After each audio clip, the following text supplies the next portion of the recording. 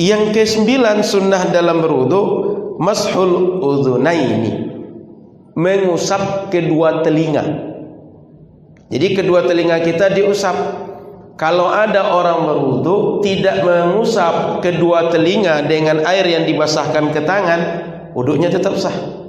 Karena ini bagian dari sunnah, meninggalkan fadilah, meninggalkan sunnah dalam berwudu. Maka Bapak Ibu rahmati Allah Subhanahu wa taala ceritakan bahwa Nabi sallallahu alaihi wasallam masaha bi ra'sihi, beliau mengusap kepala beliau, wa udhunaihi, dan kedua telinga kalian, dua telinga beliau, zahiruhuma wa batinuhuma, bagian dalam dan bagian luar telinga. Kemudian wa adkhala isbi'aihi fi juhri udhunaihi, dan Rasul ketika beliau membasuh telinga ini, beliau masukkan kedua ujung jari beliau ke dalam lubang telinga beliau. Jadi dimasukkan jari, masukkan jari ke ujung telinga, kemudian dibasuh, dibasuh dalam dan luar. Nanti yang dalam ini yang tadinya menusuk lubang telinga itu digeser keluar, sehingga mengikuti lekukan dari daun telinga kita. Yang luar dari bawah ke atas, yang dalam mengikuti lekukan daun telinga dari dalam keluar. Itu yang dilakukan oleh Rasulullah sallallahu alaihi wasallam, sehingga terusap telinga kita, bagian dalam daun telinga dan bagian luar daun telinga. Kemudian Bapak Ibu yang dirahmati Allah Subhanahu wa taala, yang ke-10 taslith ghasli wal mashi. Sunnah yang ke-10, semua anggota wudu yang rukun dan sunnah dibasuh dan diusap 3 kali. Semua anggota wudu yang rukun, sunnah, baik dibasuh, baik diusap, dianjurkan, disunnahkan 3 kali, termasuk mengusap kepala, mengusap telinga, kumur-kumur, masukkan air ke hidung. Setiap anggota wudu 3 kali kita lakukan. Ini bagi orang yang sempurna ketika sekali basuh. Tapi bagi orang yang belum sempurna sekali basuh, dia mesti pastikan sempurna membasuh meskipun lebih dari 3 kali. Artinya kalau kita basuh sekali itu sempurna, cukup sekali ini rukun terlaksanakan. Nah, orang yang seperti ini disunnahkan dia membasuh 3 kali. Tapi kalau misalnya sudah berapa kali diulang tak juga sempurna, dia belum dihitung melaksanakan rukun. Jadi dia mesti mengulang sampai dia sempurna. Setelah sempurna baru gugur rukun. Dan orang seperti ini meskipun sampai 10 kali tidak melakukan yang makruh atau tidak berlebihan dalam wudu. Tapi kalau sudah sempurna cukup 3 kali, jangan lebih dari itu. Kalau lebih dari itu justru jatuh kepada makruh dalam berwudu. Paham bedanya? Orang yang bisa menyempurnakan membasuh, mengusap dengan yang tidak. Karena boleh jadi di antara kita mungkin karena dia was-was, karena dia ragu, ini sudah atau belum. Sehingga ketika membasuh pertama itu belum juga sempurna. Basuh sekali lagi belum juga sempurna. Sampai 5 kali belum juga sempurna. Yang ke-6 baru sempurna. Itu baru dihitung sekali dia membasuh. Jadi kita tengok dulu, kalau ada orang terlalu sering basuh muka, basuh tangan, jangan langsung dihukumi orang tadi berlebihan dalam berwudu. Jangan-jangan belum sempurna membasuh dalam sekian kali basuhan berwudu. Sebab basuhan berwudu ini yang rukun itu mesti basah seluruh anggota wudu. Atau kalau diusap mesti dilaksanakan semua anggota yang diusap dalam berwudu. Dan ini tidak wajib 3 kali, apalagi kalau air lagi sedikit atau orang lagi antri banyak. Contoh kita ada tabligh akbar, acaranya banyak yang datang, yang antri mau wudu banyak. Kalau bisa sekali sempurna itu lebih baik. Sebab air sedang mati misalnya, sedang rusak mesin kita. Waktu sholat sudah mau masuk, Atau air ada tapi orang banyak, semua orang berusaha agar dapat sholat berjamaah. Jangan dibuat berwuduk kita lama. Jadi ini fiqhul aulawiyah. Bagaimana kita menilai suatu masalah itu prioritas, didahulukan mengerjakan yang sunnah atau bagaimana segera dan orang segera juga berwuduk. Kenapa ini tidak wajib? Karena dalam hadis yang lain dikatakan bahwa Nabi tawaddu'a marratan wa marrataini. Dalam sebagian hadis dikatakan Nabi berwudu kadang cuma sekali membasuh anggota, kadang dua kali membasuh anggota wudu. Maka sekali gugur kewajiban, 3 kali terlaksana sunnah, termasuk mengusap kepala. Jangan terkecoh, ada dalam hadis Sahih Bukhari tidak disebutkan berapa kali basuh kepala, yang lain disebutkan 3 kali. Kata ulama mazhab Syafi'i, ketika ada anggota wudhu tak disebutkan jumlahnya berapa kali, sementara disebutkan berapa kali, yang tak disebutkan mengikut kepada jumlah yang disebutkan.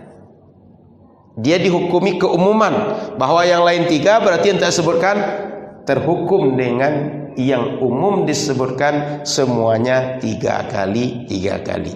Karena memang dalam hadis Sahih Bukhari tak disebutkan berapa kali untuk kepala, yang lain disebutkan 3 kali. Nah, ini tidak berarti bahwa kepala cukup 1 kali, tapi 3 kali setiap anggota wudu yang fardu dan yang sunnah. Sunnah yang ke-11, taqdimul yumna 'alal yusra, mendahulukan membasuh anggota badan yang ada kiri dan kanan, basuh yang kanan dulu baru yang kiri. Tangan ada kanan ada kiri, basuh yang kanan dulu baru yang kiri. Kalau yang kiri didahulukan sah juga, tapi meninggalkan fadilah atau yang sunnah. Begitu juga orang punya tangan 1, atau kalau berwudu cuma bisa fungsi tangan 1. Mau basuh telinga karena ada kiri dan kanan, dahulukan kanan baru kiri. Dahulukan kaki kanan baru kiri. Jadi semua anggota badan kalau ada kanan dan kiri, dahulukan basuh yang kanan baru yang kiri. Rasulullah sallallahu alaihi wasallam ketika berwudu, ketika beliau melaksanakan wudu beliau, diceritakan, idza tawadda'tum fabda'u bimayaminikum. Kalau kalian berwudu, maka mulailah dengan anggota badan yang sebelah kanan dulu, baru yang kiri. Dan yang kanan ini dianggap anggota lebih mulia dibanding yang kiri, maka didahulukan dibanding yang kiri.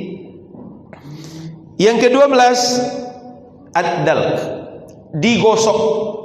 Jadi ketika kita berwudu, air sekedar basah lembab anggota wudu kita oleh air sudah cukup. Namun digosokkan lebih afdal. Apa maknanya? Misal ada kolam renang atau ada bak, kita masukkan tangan kita sehingga basah dari ujung sampai ke sini sudah cukup. Tapi digosokkan, itu sunnah. Menggosokkan ini, menggosokkannya ini sunnah. Tapi sekedar basah itu adalah rukun, kewajiban. Maka dalam kajian fikih mesti kita bedakan mana yang rukun, mana yang sunnah, agar tak tinggal yang fardu atau yang menjadi wajib gara-gara mengerjakan yang sunnah, atau yang sunnah kita anggap wajib, kemudian orang kita anggap salah ketika tak mengerjakan. Syukur-syukur kalau yang sunnah semua dianggap wajib, yang khawatir yang wajib dianggap sunnah semua, sehingga nanti ada yang ditinggalkan. Maka ketika kita masuk anggota wudu, sebaiknya digosok. Ada misalnya air pancuran, kita muka diginikan saja, basah semua oleh air, itu wudu juga, sah juga, tapi digosokkan dengan tangan sunnah. Masuk telinga diginikan nanti ke keran, gini ke keran, basah telinga tadi, terlaksanakan sunnah.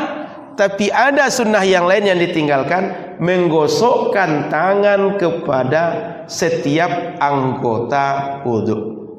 Paham ini? Sunnah yang ini menggosok setiap anggota wudu dengan tangan kita. Yang ke-13, al-muwalah, berkesinambungan membasuh setiap anggota wudu. Artinya begitu kita wudu basuh muka, setelah basuh muka kita basuh anggota yang lain, itu tak dibiarkan kering dulu anggota wudu sebelumnya baru yang lain. Basuh muka, sudah kering basuh muka baru basuh tangan. Serat loh, nampaknya bola mantap betul main. Nonton sebentar sampai kering muka, baru basuh lagi tangan. Itu tidak melaksanakan sunnah, wudunya tetap sah. Atau lagi nonton, basuh muka sedikit, nanti 5 menit lagi baru basuh lagi kaki, basuh lagi yang lain. Tidak melaksanakan sunnah berkesinambungan membasuh anggota wudu. Kapan dihitung dia berkesinambungan? Selama membasuh anggota wudu selanjutnya dengan yang sebelumnya tidak kering anggota wudu sebelumnya dalam kondisi normal. Contoh ketika kita basuh muka, kondisi normal, tidak angin terlalu kencang, tidak terlalu panas, air itu tanpa diusap, tanpa dipakai handuk, tanpa blower dan segala macam, dia kering sendiri. Lamanya 3 menit. Oleh kita tidak lebih dari 3 menit sudah basuh lagi anggota selanjutnya, sudah melaksanakan sunnah. Jadi patokannya dianggap berkesinambungan selama membasuh anggota wudhu selanjutnya sebelum kering anggota wudhu sebelumnya. Nah, itu dianggap kita mualah berkesinambungan dalam membasuh anggota wudhu. Yang ke-14, italatul ghurrah wat tahjil. Memperpanjang bekas, memperpanjang membasuh anggota wudu. Kalau kita basuh muka ditambah usap tengkuk. Kan kadang orang begitu, diusap tengkuk, diusap leher. Kalau basuh kaki tidak sekedar sampai mata kaki, tapi sampai betis. Kalau tangan tak sekedar di siku, tapi sampai mungkin ke perlenganan. Bahkan Sayyidina Abu Hurairah itu sampai ke ketiak beliau ketika membasuh tangan beliau. Kenapa? Dalam hadis sebelumnya sudah kita baca, umat Nabi di akhirat nanti ketika berkumpul di padang mahsyar punya ciri khusus. Anggota tubuhnya belang, bagian mukanya nampak putih bercahaya, bagian keempat kakinya seperti binatang itu nampak terang bercahaya. Umat Nabi bekas wuduknya, wajah, kedua tangan dan kedua kaki itu putih terang bercahaya ketika berkumpul di padang mahsyar. Kenapa? Bekas wuduk. Maka kata Nabi, siapa yang ingin cahayanya lebih banyak daripada bekas wuduk yang biasa, perpanjang membasuh badan ketika membasuh anggota wuduk. Jadi dilebihkan dari batas, ketika tangan lebih dari siku, kaki lebih dari mata kaki.